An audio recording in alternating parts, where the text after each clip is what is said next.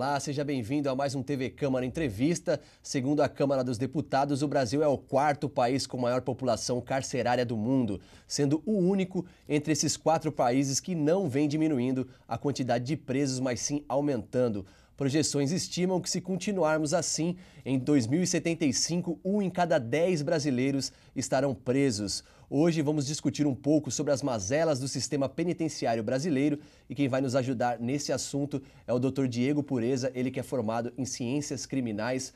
Obrigado pela presença aqui nos nossos estúdios. Eu que agradeço. Legal, um assunto bem complexo, né? A gente tem muitas coisas aí para falar dentro desse assunto, mas eu queria começar você emitindo um pouco a sua opinião aí sobre qual que é a política atual de encarceramento no Brasil, como que funciona hoje aqui no nosso país.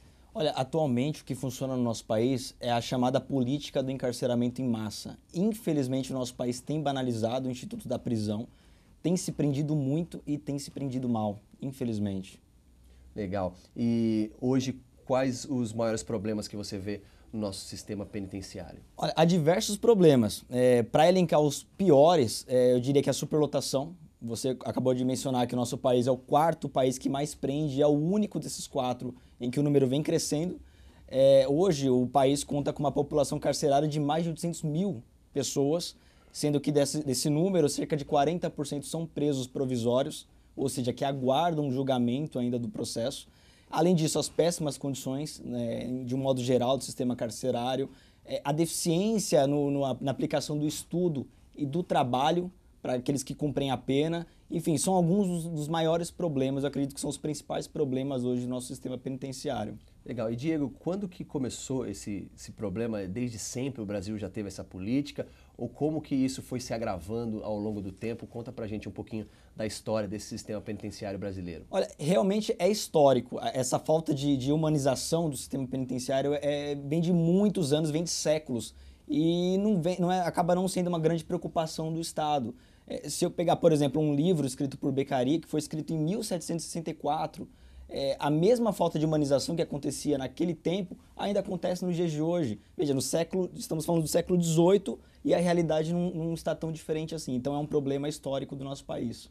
E quando que você começou começou a ver com outros olhos, querer estudar um pouco mais essa área do sistema criminal, dessa questão penitenciária? Conta um pouquinho de por que esse assunto foi atrativo para você se especializar nisso. Olha, ainda nos bancos da faculdade, eu comecei a me interessar mais pela área penal e comecei a fazer estágio na Defensoria Pública e aí comecei a ter um acesso maior às penitenciárias e comecei a enxergar essa realidade, porque o aluno do curso de Direito geralmente não tem tanto essa noção do que é um sistema penitenciário. Só quem realmente ingressa nesse sistema penitenciário sabe o terror que é a estrutura do sistema penitenciário, infelizmente.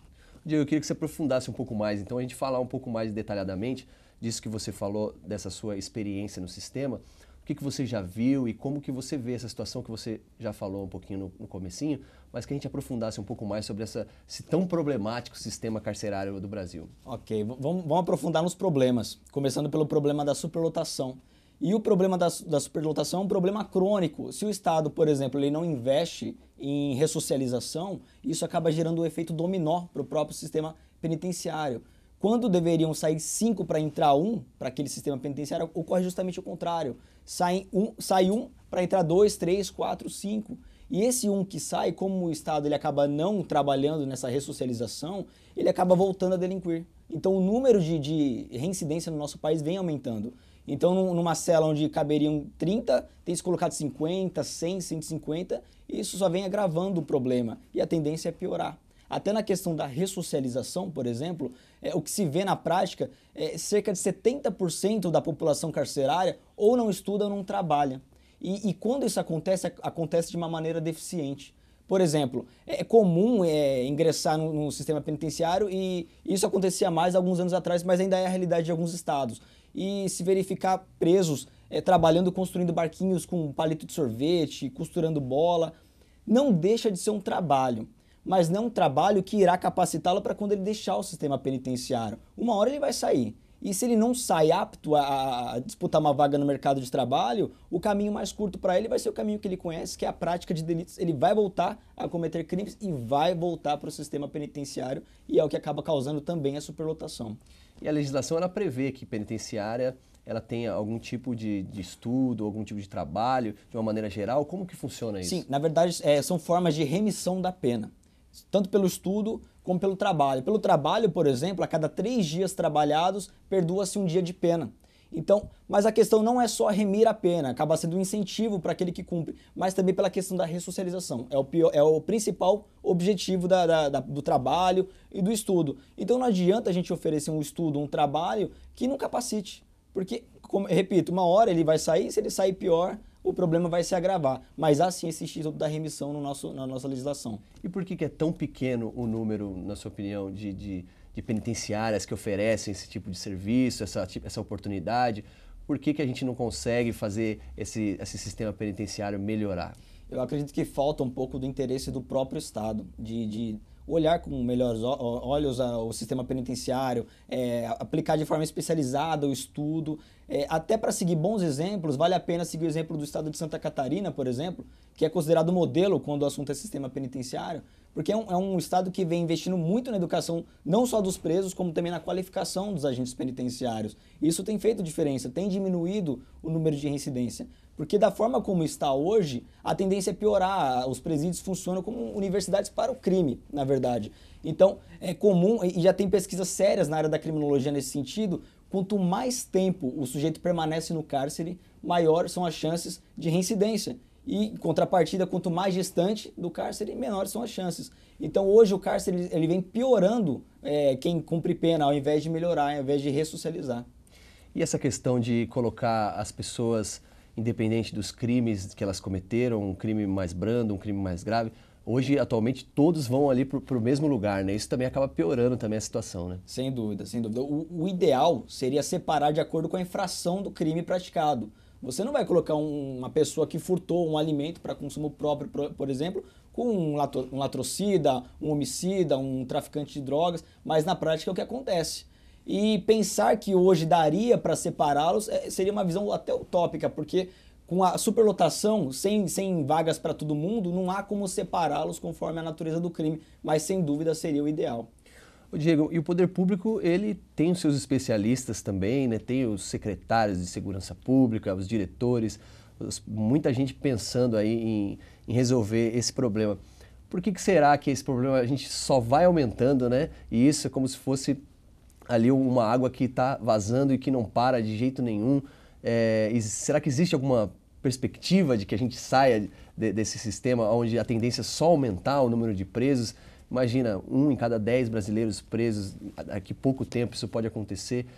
Todos nós vamos estar presos, né? Praticamente essa que é a ideia que passa essa pesquisa, né? Se continuar nesse rumo, vai ter mais pessoas no cárcere do que fora do cárcere, infelizmente. Eu acredito que se continuarmos nesse caminho, a tendência é piorar. Uma das ideias que eu costumo defender bastante é a privatização do sistema carcerário. Através de uma PPP, por exemplo, parceria público-privado. Porque, veja, o Estado continuaria investindo a mesma quantia para o sistema penitenciário. Só que ele delegaria essa função para uma empresa especializada, como ocorre em diversos países da Europa e tem funcionado. Claro, aí deveria haver uma efetiva fiscalização, não só para evitar a corrupção dessas empresas com poder público, enfim. E além de fiscalização, para garantir que as normas da lei de execução penal seriam cumpridas na exatidão. Porque o que tem se visto é uma má administração dessa questão do sistema penitenciário por parte do Estado. Então eu creio que passando isso para uma empresa séria, uma empresa especializada no ramo, provavelmente poderíamos caminhar para um rumo melhor. Ô Diego, a gente está vivendo um momento de muita radicalização das opiniões, né? Opiniões radicais. E como que você vê esse crescimento, essa guinada, por exemplo, do próprio Congresso Nacional a um conservadorismo maior, onde a tendência aí é que cada vez mais pessoas sejam presas porque como é que eu posso dizer assim, os crimes brandos estão sendo punidos cada vez mais, há um clamor da sociedade por justiça, né? Isso também pode acabar piorando a situação. Nossos legisladores aí podem aprovar mais leis que levem mais pessoas à prisão. Como que você vê isso? Sim, sem dúvida. O nosso problema, você bem citou, não é um problema jurídico, não é uma falta de legislação. Legislação nós temos de sobra, principalmente quando o assunto é legislação penal. O nosso problema não é jurídico, é político. Então, infelizmente, o nosso direito penal, e até muito criticado lá fora, é um direito penal extremamente midiático. Então, quando, por exemplo, isso é muito comum, quando um pobre, por exemplo, é preso, vira estatística, mas é quando o filho do rico é preso, comete algum crime bárbaro, que a mídia acaba noticiando, é que o Congresso vai se movimentar, é que a mídia vai se movimentar e vai empurrar a população para aquilo. Então, infelizmente, é muito midiático. Eu vou te dar um exemplo do caso do Mensalão, por exemplo. Teve um dos condenados que ele apresentou problemas cardíacos durante a execução da pena e ele conseguiu a prisão domiciliar para o tratamento. Não é errado a prisão domiciliar, nós temos legislação que prevê a prisão domiciliar em determinadas hipóteses. Mas, por exemplo, se nós visitarmos qualquer presídio hoje no Brasil, o que não falta são pessoas com problemas de saúde, problemas cardíacos, tuberculose, vírus HIV. O problema cardíaco é o menor dos problemas ali. E por que não é aplicado da mesma forma para eles? Então, o nosso sistema penal ele é realmente extremamente midiático e elitista. Ele pesa mais para o lado do rico. Infelizmente, é assim que funciona. Não sou contra a aplicação da prisão domiciliar nesses casos. Deve ser aplicado, mas ele que entra no final da fila para os demais que já ingressaram no sistema carcerário primeiro que ele ter o mesmo benefício quando for necessário. Tá certo, doutor. Agora nós vamos assistir a alguns depoimentos de cidadãos aqui da nossa cidade e saber o que eles pensam sobre a situação do sistema penitenciário brasileiro.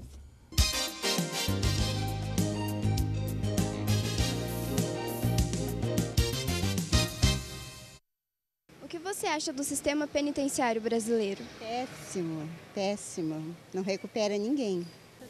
Numa visão geral, eu acho que está bem deficiente, né? Precisa melhorar muito. Não só para quem está lá dentro, mas para a gente que é contribuinte também, né? Que a gente padece muito.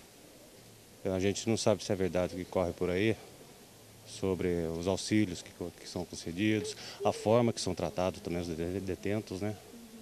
Que é meio desumano até. E cobram muito por isso, hein? A gente paga muito e fornece muito pouco. Tem que melhorar muito. Boa pergunta, hein? Eu tinha um amigo que foi preso, né, uns tempos atrás. Ele contou como é que é, né? Ele mereceu ir, né, mas só que lá o tratamento é muito ruim, né? Pelo que ele disse. E a gente vê na televisão também, muita lotação, são maus tratos mesmo, né? Não valoriza muito a vida do ser humano. Então, acho que não está muito bom, não. Podia tratar melhor, né? É como todo mundo popularmente fala, né? É uma faculdade. Sai de lá pior ainda, né? E infelizmente tem pessoas também que estão lá, que injustamente, que está lá às vezes esperando a burocracia das leis para poder ser liberto e lá vira a cabeça da pessoa. Bem falho. Acho falho, acho que falta bastante ainda para aprimorar. Então acho que a maioridade tinha que abaixar, tinha que diminuir. Só que tem que ampliar, né? Tem que melhorar o sistema penitenciário, que hoje, ao invés de recuperar, prejudica mais ainda. Verdadeiras facções. Com certeza, com 16 anos já dá para votar, então sabe escolher o candidato, né? Então eu acho que ele sabe o que ele está fazendo. Com 16 anos ele sabe o que está fazendo, com certeza. Não, acho que tem que continuar 18 anos, não tem que diminuir porque vai sobrecarregar o sistema penitenciário e não vai resolver nada. Deveria, sim, acho que cada um tem que pagar pelo erro que faz. Né? A gente sabe que os bandidos mandam os de menor fazer as coisas porque sabe que não tem penalidade, né? Então comete o crime, prejudica as pessoas inocentes, mas não acontece nada, né? Eles sabem disso e fazem isso justamente em cima da lei, né? Acho que não. Acho que devia manter com 18 mesmo. Porque eu acho que as pessoas com menos não sabem o que elas estão fazendo. Com certeza, devia diminuir. Hoje os jovens estão se sentindo, muitos jovens, isso envolve muita educação.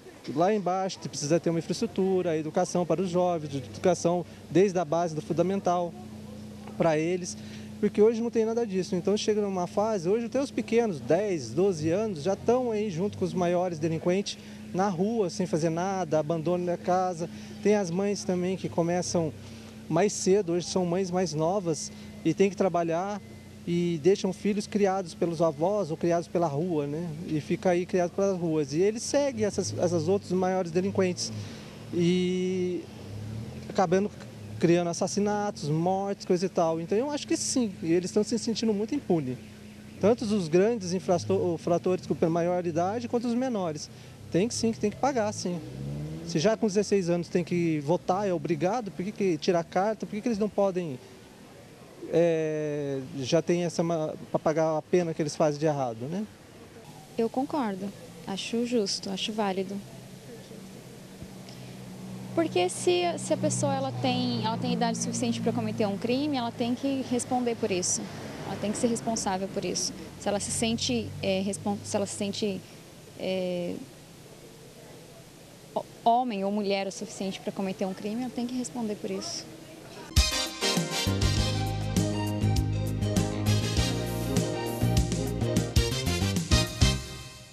Eu queria que você esclarecesse, doutor, uma situação.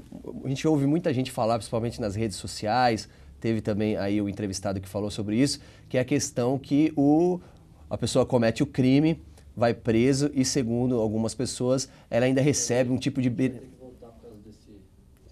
Beleza. Volta do vídeo, né, pra mim, né?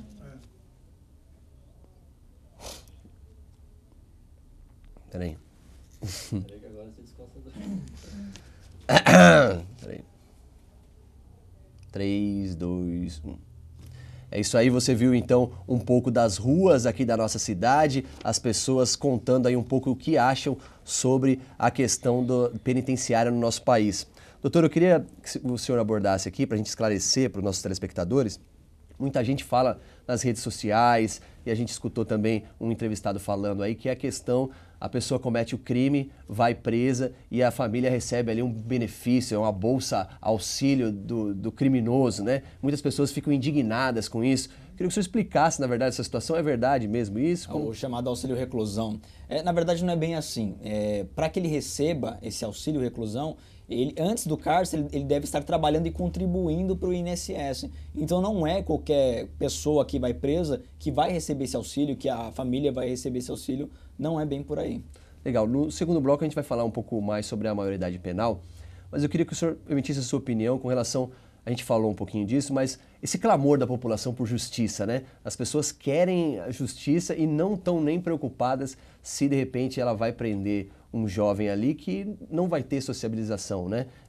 Não vai voltar para a sociedade. Exato. Como que você vê isso, essa gana da sociedade? Como que isso acaba prejudicando essa falta de informação para que nós resolvamos aí o nosso problema? O grande problema é exatamente a falta de informação e aquilo que nós falamos anteriormente da questão de um direito penal midiático. Infelizmente, a população ela tem esse sentimento de impunidade e, com base nisso, ela quer a punição de todo mundo.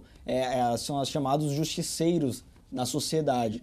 Bom, minha opinião em relação à questão da maioridade penal, do ponto de vista da redução, eu não vejo obstáculo constitucional, por exemplo, porque há até uma divergência na doutrina, uns entendem que pode, não teria problema, outros entendem que é uma garantia fundamental, não prevista no artigo 5º e, portanto, é uma cláusula pétrea. Partindo por esse raciocínio, bom, o artigo 60, parágrafo 4º da Constituição, o que ele proíbe é a emenda constitucional tendente a abolir cláusula pétrea.